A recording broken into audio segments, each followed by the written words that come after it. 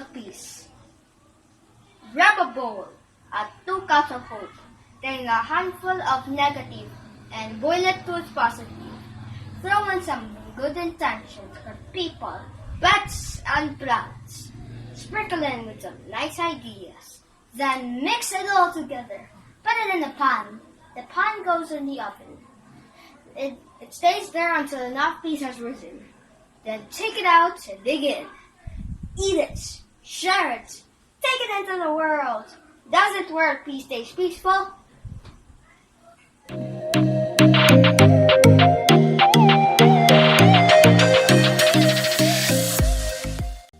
Recipe for world peace. Grab a bowl. Add 2 cups of hope. Take a handful of negative and boil it till it's positive. Throw in some good intentions, good people, pets,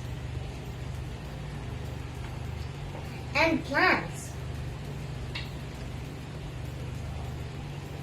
Sprinkle in some nice ideas, then mix it all together. Put it in a pan. The pan goes in the oven.